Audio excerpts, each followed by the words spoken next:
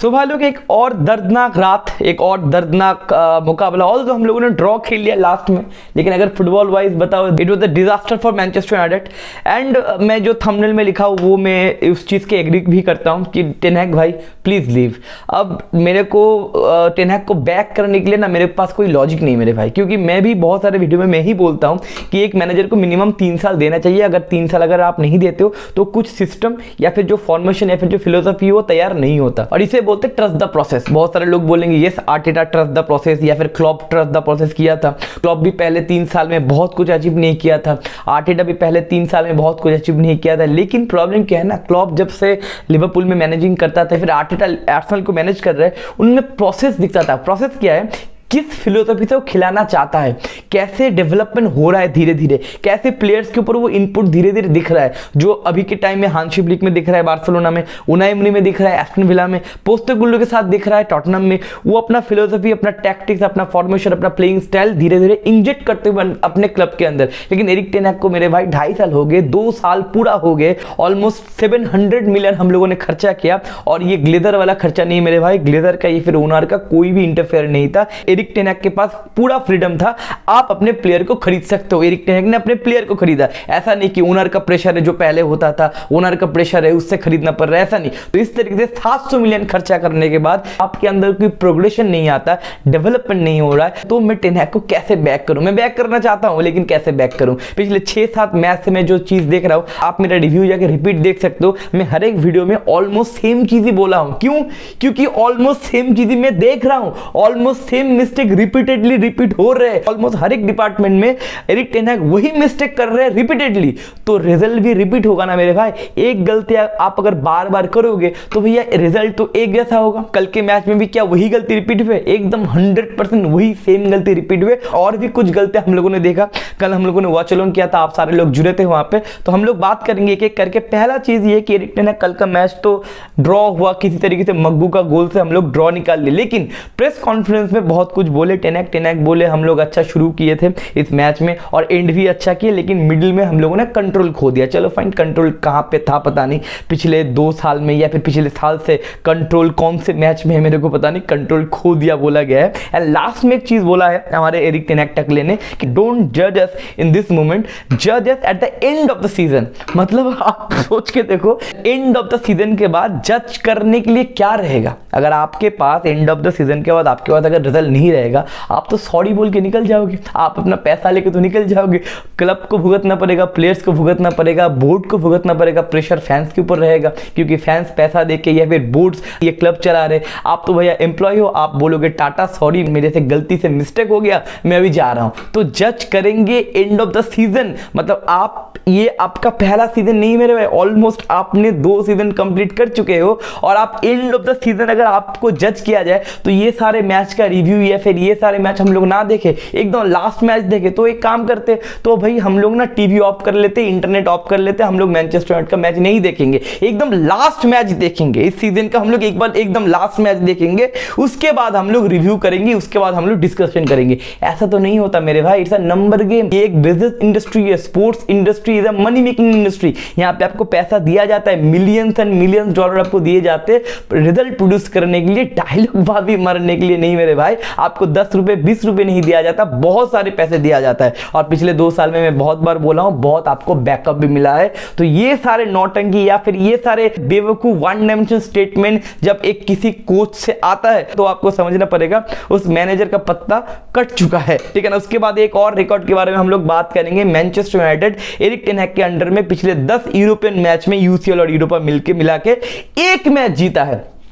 आप सोच के देखो, 10 यूरोपियन मैच में हम लोगों ने सिर्फ एक मैच जीता है। हमारे टीम में स्टेबिलिटी नहीं है, फाइन, लेकिन हमारे प्लेयर्स नल्ले प्लेयर्स नहीं है। ये अब लिसांड्रो मार्टिनेज, हैरी मैगुआयर बताओ, डियागो डालो बताओ, मजराई, उनाना, ये सारे लोग अपने इंटरनेशनल टीम से खेलते हैं। मैं नहीं बोल रहा हूँ ये बैलन डॉर स्पेशलिस्ट है, इससे आप यूसीएल जीत सकते हो। ये सारे प्लेयर सिटी को रेगुलरली हरा पाएंगे, लिवरपूल को रेगुलरली हरा पाएंगे, बायर्न म्यूनिख, रियल मैड्रिड को पछाड़ पाएंगे? नहीं, हम ये सारे टीम को 1-2 बार हरा सकते हैं, लेकिन नॉर्मल टीमों को हम लोग हरा सकते, प्लेयर्स उतना भी नल नहीं या फिर उतना भी क्वालिटीलेस प्लेयर नहीं है, लेकिन ये सारे प्लेयर्स अब अगर पिछले 10 यूरोपियन मैच में सिर्फ एक मैच जीतते हो तो भैया ये प्लेयर्स का प्रॉब्लम नहीं है, क्योंकि हमारे पास प्लेयर्स है पिछले 2 सीजन में काफी अच्छे प्लेयर्स इंक्लूड किया गया है। मेसन माउंट है, कोबी मैनो है, बहुत सारे प्लेयर्स इंटरनेशनल स्क्वाड में वो लोग स्टार्टर है, और इनसे अगर आप नॉर्मल टीम को हरा नहीं पा रहे हो, कोपेनहेगन से हम लोगों ने पिछला सीजन हारा था, सेविया से हारे थे हम लोग यूरोपा लीग में, पिछले सीजन गलातासराय से हारे थे, तो ये सारे मैचेस इस सीजन पोर्तो से ड्रॉ कर रहे, AFC 20 से ड्रॉ कर रहे। अगर आप मेरे को कन्विंस करना चाहते हो कि AFC 20 पोर्तो ये सारे टीम को हराने के लिए आपके पास प्लेयर नहीं है, तो भैया आप झूठ बोल रहे हो, मैनेजर का प्रॉब्लम है। अब अगर कल की मैच की बात करें, कल के मैच में क्या क्या हुआ, ओनाना गॉड मूड में था, नहीं तो भैया 5-6 गोल तो लिखा हुआ था, बंदे ने 2 1-2 सेव किया, रिफ्लेक्शन भी काफी अच्छा था।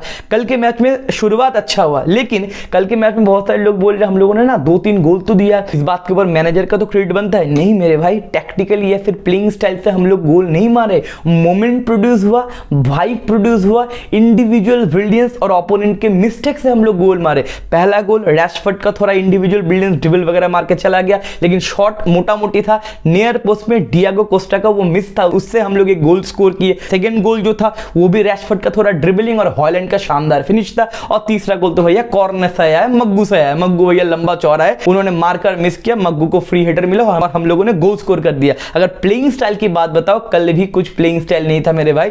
2 गोल मारने के बाद आप ही बताओ ना, मिडफील्ड आपको समझ में आया? मिडफील्ड में कौन था? मिडफील्ड का कोई कंपोजर आपको समझ में आया? मिडफील्ड में हम लोग बॉल होल्ड किए, बॉल प्रोग्रेस किए, हर एक चीज के ऊपर बात करेंगे। आप ही बताओ, टैक्टिकली आपको लगा कल एक फुटबॉल टीम खेल रहा है, या फिर आपको लगा 11 प्लेयर इधर उधर भाग रहे? मैच देखते हुए मेरे को बहुत बार लगता है भैया ये कोई चैंपियनशिप का टीम है, ये प्रीमियर लीग का भाई लोग टीम ही नहीं है। अगर आप प्लेइंग 11 की बात करते हैं, कल लीचा और मैथ्यूज डिलीट दोनों का ही बहुत ही घटिया गेम था, लेकिन इसमें एक और भी प्रॉब्लम है। डिलीट से आप क्या करना चाहते हो? ललवाचल में बहुत बार बोला, डिलीट से आप बिल्ड फ्रॉम बिहाइंड अगर करना चाहते हो तो आपसे बड़ा बेवकूफ कोई और नहीं है, क्योंकि delete with the ball comfortable player नहीं है। लीचा है, लेकिन कल लीचा का भी ऊपर नीचे गेम था, दोनों सेंटर बैक का कल पेयर उतना भी ठीक ठाक नहीं था। लेकिन मेरा एक प्रॉब्लम है या फिर मेरा एक क्वेश्चन है कि ये जितने सारे प्लेयर्स प्रॉब्लमेटिक या फिर कंफ्यूज्ड है, ये प्लेयर क्या उतने बुरे हैं या फिर इंस्ट्रक्शन में ज्यादा क्लैरिटी नहीं है? उसका रोल क्या है, उसको क्या क्या काम करना है फील्ड में और क्या क्या काम नहीं करना है, ये इंस्ट्रक्शन देते मैनेजर। उसके ऊपर अगर क्लैरिटी है तो एक प्लेयर अच्छे से अपना काम कर पाएगा, अगर उसके ऊपर क्लैरिटी नहीं है, कंफ्यूजन है, तो भैया प्लेयर कंफ्यूज लगेगा और आपको लगेगा कि ये प्लेयर तो बहुत गंदा है। लिसांड्रो मार्टिनेज और डिलीट दोनों ही बहुत ही घटिया प्लेयर्स नहीं है मेरे भाई, लेकिन कल का मैच दोनों का ही घटिया था। चलो मूव ऑन करते हमारे राइट बैक और लेफ्ट बैक की पोजीशन में। देखो आप जानते हो लेफ्ट बैक की पोजीशन में मेकशिफ्ट रोल पे खेल रहा है डियागो डालो। He is not a left back, he is a right back, लेकिन खिलाना पड़ रहा है क्योंकि दोनों लेफ्ट बैक हमारे पास नहीं है। डियागो डालो का अच्छा अटैकिंग वे में कंट्रीब्यूशन होता है, इन्वर्ट बंदा करता है, पासिंग रेंज बंदे का ठीक ठाक है, लेकिन लेफ्ट बैक की पोजीशन में फिर राइट बैक की पोजीशन में डिफेंसिवली डियागो डालो उतना अच्छा नहीं है, कंफर्टेबल नहीं है लेफ्ट बैक की पोजीशन में स्पेशली। और मजराई खेलता है अपने इंटरनेशनल टीम से लेफ्ट बैक, तो भैया स्विच कर दो। कल जो पहला 2 गोल आए हमारे लेफ्ट हैंड साइड से है, ऑपोजिशन के राइट हैंड साइड से है, हमको दिख रहा है कि डियागो डालो अनकंफर्टेबल है, तो गारंटी पोर्तो के मैनेजर पोर्तो के प्लेयर्स को भी दिखेगा ना डियागो डालो अनकंफर्टेबल है। वो जब उन्होंने नोटिस कर लिया राइट हैंड साइड से, मतलब उनके राइट हैंड साइड से हमारे लेफ्ट हैंड साइड से ample amount of dribble, ample amount of अपने क्रॉसेस देखे और उसी जगह से दोनों गोल क्रिएट हुए और दोनों गोल स्कोर हुए। ये मेरे को पता है, मेरे को फुटबॉल का एक भी पता नहीं भाई, मैं एक फुटबॉल फैन हूं, लेकिन एरिक टेन हैग तो ये फुटबॉल के मैनेजर है, कोर्स वोर्स किया है, ग्रेजुएशन वगैरह किया है, मेरे को दिख रहा है, आपको दिख रहा है, उसको नहीं दिख रहा है कि भाई ये स्विच कर लेना चाहिए, लेफ्ट बैक मजराई खिलाओ, राइट बैक डियागो डालो खिलाओ। और इस तरीके से डियागो डालो का अगर कॉन्फिडेंस बिल्डअप खत्म हो जाता है ना, राइट बैक पोजीशन में भी उसको सेटल होने में टाइम लग जाएगा। डालो के कॉन्फिडेंस का आप मावहन क्यों कर रहे हो मेरे को पता नहीं। इस तरीके से हम लोगों ने 2 गोल कंसीड किया। उसके बाद कैशिमेरो का पोजीशनिंग मेरे को पता नहीं मेरे भाई, कैशिमेरो ऊपर जा रहा है, कैशिमेरो बॉक्स के अंदर जा रहा है, क्यों जा रहा है पता नहीं। और कैशिमेरो के बारे में कुछ मत बोलना, कैशिमेरो को बहुत नजदीक से मैंने रियल मैड्रिड में देखा है, बंदा one of the best defence midfielder. अगर जोन डिफेंडिंग की बात आती है, डिस्ट्रॉय नेचर की बात आता है, लेकिन कैशिमेरो को अगर ऑर्डर नहीं दिया गया है तू ऊपर जा, तो कैशिमेरो गारंटी ऊपर नहीं जाएगा। कैशिमेरो के पोजीशनिंग के ऊपर मेरे को बहुत बड़ा क्वेश्चन मार्क है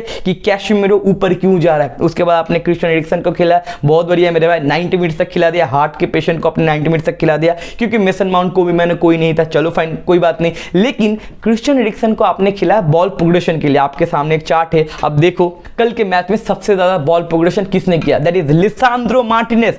एरिक्सन का नाम आप ढूंढो आपको मिलेगा नहीं, मतलब मिडफील्ड से बॉल प्रोसेस नहीं हो रहा था, प्रोग्रेस नहीं हो रहा था, कैरी नहीं हो रहा था, तो Eriksen with the ball comfortable level नहीं है, ये मैं मान नहीं सकता मेरे भाई। एरिक्सन ऐसा क्यों खेल रहा है पता नहीं। अपने नेशनल टीम से डेनमार्क से तो बंदा अच्छा खेलता है, बॉल प्रोग्रेशन होता है, बॉल प्रोसेस तो कर पाता है, पता नहीं एरिक टेन हैग के अंडर में क्यों नहीं खेल पा रहा है। उसके बाद ब्रूनो फर्नांडिस, अब क्या बोले, हमारा कैप्टन 2 मैच पे 2 रेड कार्ड ले लिया। हाँ पता है रेफरी का प्रॉब्लम था, रेफरी का पिछले मैच में हाउलर था, इस मैच में भी थोड़ा हर्ष कॉल हो गया, लेकिन आप मैनचेस्टर यूनाइटेड के कैप्टन हो, आपका टीम का फॉर्म ठीक ठाक नहीं है, मोमेंटम ठीक ठाक नहीं है, एवे स्टेडियम में खेल रहे हो, आप पिछले मैच में रेड कार्ड लेके आए हो, मतलब गलती हुआ है पिछले मैच में। आप अगर गलती से नहीं सीखोगे एज अ कैप्टन, आप क्या सिखाओगे, क्या कंट्रोल करोगे, क्या ड्रेसिंग रूम में लेक्चर दोगे, क्या मोटिवेट करोगे यंग प्लेयर्स को। गर्नाचो आपसे क्या सीखेगा, बाकी प्लेयर्स को आप क्या ज्ञान पिलोगे कि मेरी तरह बेवकूफ बन जा, मेरी तरह एक गलती बार बार कर। तो पता नहीं ब्रूनो फर्नांडिस, पता नहीं अब यूरोपा लीग में ब्रूनो फर्नांडिस 2 से 3 मैच नहीं खेलेंगे, लेकिन ये चीज है कि पोर्तो के अलावा बाकी जितने सारे टीमें इजी फिक्चर हमारे पास यूरोपा लीग में। रैशफोर्ड का कल अच्छा गेम था, इंडिविजुअल ब्रिलियंस था रैशफोर्ड का। रैशफोर्ड कैसे पैचेज आते हैं, मोटिवेट नहीं होना, Rashford is not a world class player. एक वन ऑफ द गेम था कि रैशफोर्ड अपना काम किया, रैशफोर्ड का ड्रिबल शूट शार्प था, लेकिन मेरे को पता नहीं रैशफोर्ड को सब्स्टिट्यूट क्यों किया टेन हैग ने। टेन हैग से पूछा गया तो टेन हैग बोला रोटेट में करना चाहता हूं। पोर्तो के मैच में, जिस पोर्तो के स्टेडियम में पिछले बार आर्सेनल आके यहां पे हारा था 1-0 से, तो एवे मैच पोर्तो में बहुत इजी फिक्चर है नहीं। यहां पे पोर्तो इस सीजन में 4 मैच खेला है, 11 गोल पेला है, 1 गोल कंसीड किया, मतलब इस स्टेडियम में पोर्तो को हराना क्वाइट प्रॉब्लमेटिक काम होता है। तो यहां पे रोटेशन आपको चाहिए, साउथहैम्पटन के मैच में आपको रोटेशन नहीं चाहिए, पोर्तो के मैच में आपको रोटेशन चाहिए। क्या चूतिया पे मेरे को पता नहीं। रैशफोर्ड अच्छा खेला लेकिन उसको बेंच कर दिया, सब्स्टिट्यूट किया गर्नाचो को, क्यों पता नहीं। हॉयलैंड अच्छा खेल रहा था, हॉयलैंड बहुत दिन बाद आया, डायरेक्ट प्लेइंग 11 में बंदा गोल स्कोर किया, शानदार नैरो एंगल से फिनिश था, हॉयलैंड को सब्स्टिट्यूट कर दिया। जिगजी को लेके आए, क्यों पता नहीं। जिगजी का पोजीशनिंग गंदा है, वो 9.5 है, 9.5 है, वो प्रॉपर नंबर 9 नहीं, ये 9.5 पता नहीं क्या है। ये एरिक टेन हैग का क्या ऑब्सेशन है जिगजी को लेके मेरे को पता नहीं। हॉयलैंड अच्छा खेल रहा था, बुरा खेल रहा है, हॉयलैंड निकाल दो, सब्स्टिट्यूट करो, चलता है। बंदा गोल स्कोर किया, इतने दिन बाद आया बंदा, गोल स्कोर किया, अच्छा वाला गोल स्कोर किया, लग रहा है थ्रेड भी प्रोड्यूस हो रहा था। 2-3 हाफ चांसेस हॉलैंड को मिल चुके थे, एरियल बॉल बंदा जीत सकता है, हेड वगैरह मार सकता है, कॉर्नर में थ्रेड प्रोवाइड करता है, फिनिशिंग भी अच्छे धीरे धीरे डेवलप हो रहा है, लेकिन उसको सब्स्टिट्यूट कर दिया, क्यों किया मेरे को पता नहीं। तो टोटल मिला के भैया मैच लास्ट में मग्गू का हेड लग गया, हेडर विन कर लिए, कॉर्नर से गोल आ गया, हम लोग बच गए, 1 पॉइंट मिल गया, दोनों मैच हम लोगों का ड्रॉ हुआ है। अभी हम लोग 21st पोजीशन में, लेकिन प्रॉब्लम क्या है मेरे भाई, आने वाले जो मैचेस है ना, जो 2 दिन बाद संडे को मैचेस है, मस्त नहा धो के आना, हम लोग एक साथ मिलकर देखेंगे, एरिक टेन हैग का लास्ट मैच देखेंगे, वो होगा विला पार्क में एस्टन विला के साथ। और अब देखो बायर्न म्यूनिख को पेल के एस्टन विला ना अभी टॉप ऑफ द वर्ल्ड है, और वहां पे जाके, और वहां पे एक और भी न्यूज है, वहां पे सर जिम रेडक्लिफ आने वाला है वो मैच देखने के लिए। तो मतलब मामला पूरा सेटल है। आखिरी मैच है टेन हैग का, 3-1 या फिर 4-1 वगैरह कुछ होने वाला है, और टेन हैग को भैया अगले मैच में सैक किया जाएगा, ये मेरा एक्सपेक्टेशन या ये मेरा प्रेडिक्शन है। तो देखते हैं आने वाले मैचेस में क्या होता है, लेकिन एक पॉजिटिव पॉइंट है यूरोपा लीग में बाकी जितने सारे फिक्चर है वो नॉर्मल फिक्चर है, हम जीत सकते हैं। अभी हमको नेक्स्ट मैच खेलना पड़ेगा विला पार्क में। देखते हैं, कल रात को बहुत सारे लोग जुड़े थे, होप संडे को भी बहुत सारे लोग जुड़े होंगे, एक साथ मिलकर हम लोग मैच देखेंगे और एरिक टेन हैग का लास्ट मैच हम लोग एंजॉय करेंगे। मिलते हैं नेक्स्ट वीडियो में, take care, bye bye, sayonara.